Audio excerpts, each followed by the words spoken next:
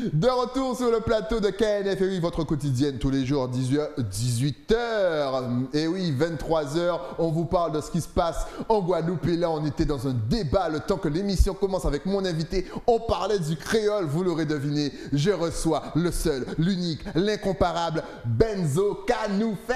Kanoufé Styly. Eh ben là, justement, donc on va continuer le débat qu'on faisait justement. Ouais. On se rend compte que le créole, la langue créole est en train d'exploser. Mais partout. Cette Lucie qui appelait soi son petit patois, maintenant on va l'intégrer dans ses écoles. Ça te fait quoi, toi?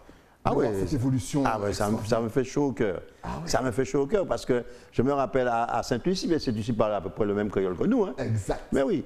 Et justement, à Sainte-Lucie, on a peut-être croisé une fois quelqu'un qui ne savait pas parler anglais. Ouais. Mais on ne voit pas les créoles à Sainte-Lucie. Exactement. Quand j'ai sorti mon livre, j'avais donné à un ami qui est professeur. Ouais. On était à Bébridge ensemble.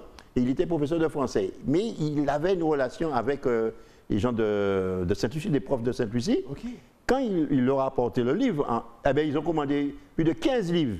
Parce que dans mon livre, dans la façon que je présente la méthode, tu vois, à partir, par exemple, de le mot, comment qui change les mots français se sont métamorphosés, tu vois, la mutation des mots français, et à partir de là, c'est pour mieux apprendre le français. Mais oui, parce que dans mon truc, je dis, bon, il y a une seule graphie du son et en créole, alors qu'il y a 14 et en français. Justement, souvent on entend certaines personnes se plaindre un petit peu, surtout les anciennes, je n'ai rien contre vous bien entendu, mais on a l'impression que voilà, qu'ils se plaignent de la façon dont on prend trop de français justement pour mettre dans le créole. Voilà, qu'on oublie même certains termes, certains mots, et certaines tournures de phrases. Est-ce que c'est vrai? Est-ce que le créole a changé et c'est un petit peu francisé? Oui, c'est un peu francisé peut-être par des jeunes qui n'ont pas encore étudié le vocabulaire créole ou bien les expressions. Okay. Et c'est la raison pour laquelle ce qui m'a poussé à sortir le dictionnaire des expressions créoles. Où peut-on le trouver, ce fameux dictionnaire? Dis-le à la librairie générale, la librairie antillaise, les éditions Nestor, on peut aller directement chez l'éditeur. C'est fabriqué de A à Z en Guadeloupe, à Gourbert. Et est-ce qu'on peut, à Gourbert en plus, hey, Bastère, oh les amis, 4971 expressions dedans. Et est-ce quand tu vois d'autres communautés manipuler cette langue comme si c'était la leur avec tellement de fierté? D'ailleurs, il y a une vidéo à l'heure où on parle, où on enregistre, qui est en train de tourner du jeune asiatique qu'on salue. Hé, merci en pile. Je viens de prendre contact avec elle. C'est fou. Mais oui, je lui ai envoyé un message hier soir et je lui ai dit, bien content qu'on va parler créole. Il m'a répondu, bien content message. Je lui ai dit, bon, on l'a arrêté, est-ce qu'au Japon, ou bien dans d'autres pays, machin.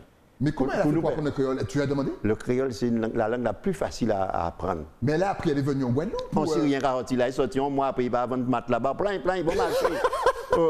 Mais comment ils font pour apprendre? Non, mais tu dis que c'est facile, non, mais quand même. Pourquoi? Parce que c'est une langue, comment dirais-je, c'est une langue, c'est imagé, et aussi c'est une langue de communication. C'est une langue de communication. Dans le créole, par exemple, en français, par exemple, on dit, maman, je veux du pain. Mais en créole, il n'y a pas de partitif, du non. Je veux pain, un vrai pain. Il n'y a pas de partitif, il n'y a pas histoire de l'auxiliaire pour dire je suis malade, en malade. Donc il n'y a pas histoire d'accord, de machin. C'est direct. C'est un raccourci en fait. C'est un raccourci, c'est direct, la pensée est directe. Alors à une époque aussi, ici, on va dire ce qui est, on nous empêchait de parler créole. Par exemple, les souris ont peur des chats. Souris de péchat. Chez Péchat, voilà. Il n'y a pas de on, il n'y a pas de truc. On devrait tous parler créole. Ouais, c'est plus facile. Mais justement, à l'époque, on nous empêchait de parler le créole. Est-ce que tu vois qu'aujourd'hui, c'est un petit peu plus, on va dire, à légaliser en Guadeloupe, les parents peuvent parler avec leurs enfants et vice-versa, le créole. Est-ce que tu sens que cette langue, voilà, elle est plus acceptée? Elle est plus acceptée. Et je crois que j'ai ma part de contribution dans pour ça, oui. Pourquoi? Parce que je me rappelle, quand j'ai sorti, c'est en 92, quand j'ai fait la série de 50 contes pour la télé.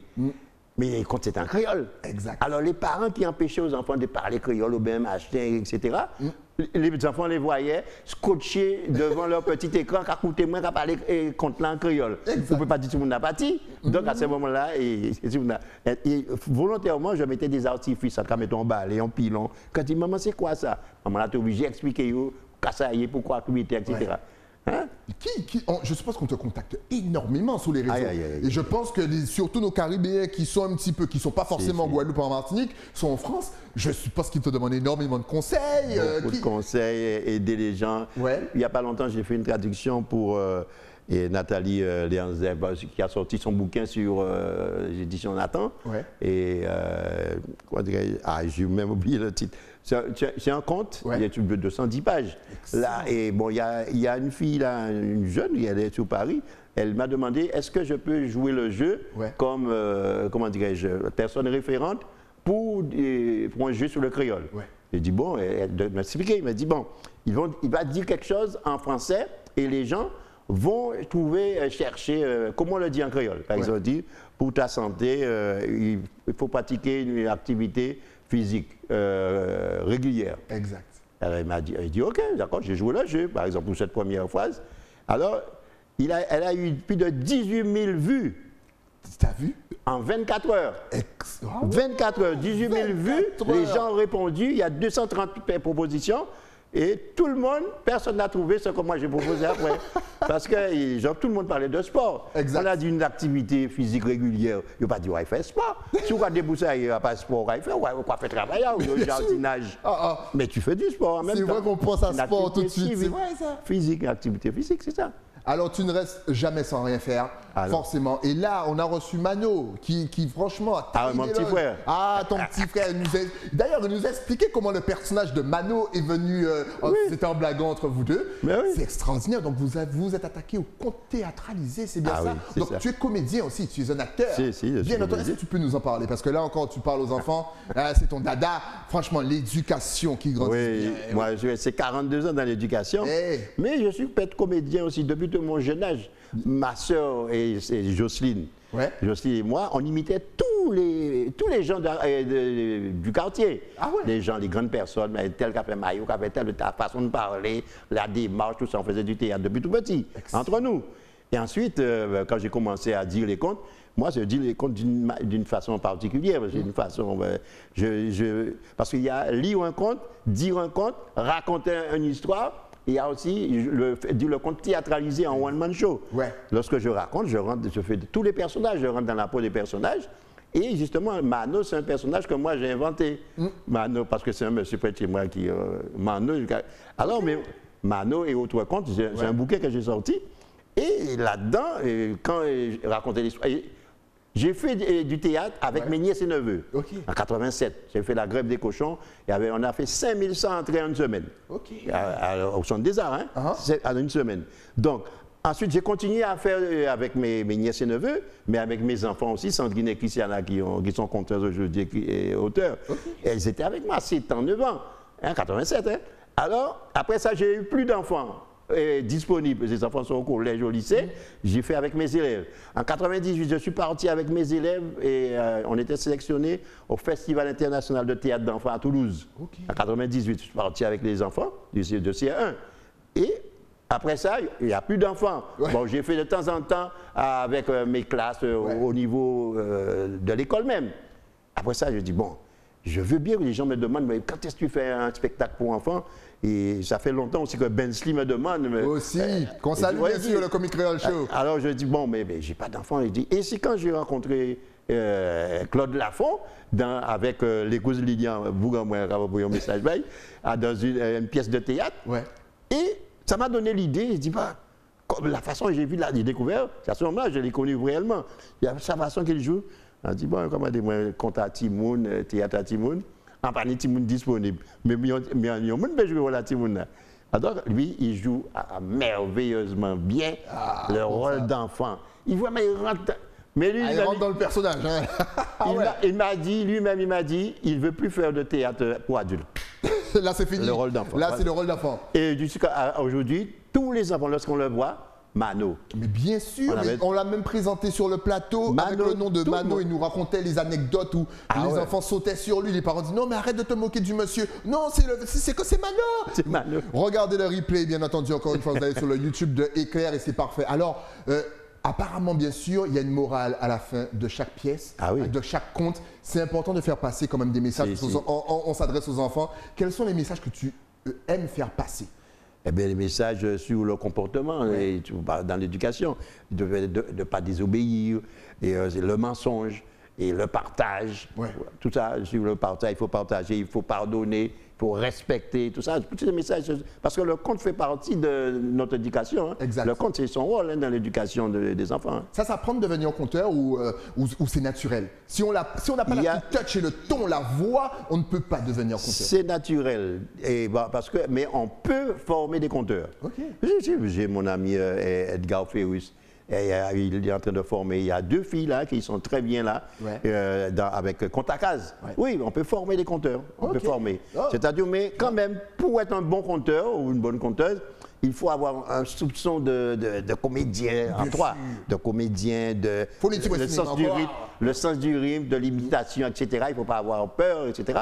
Et ensuite, c'est pourquoi moi, mon rêve, c'est un jour d'organiser une sorte de formation, formation de conteurs. Je suis sûr qu'il y aura plein de gens. Non, mais je ne serai pas le seul formateur.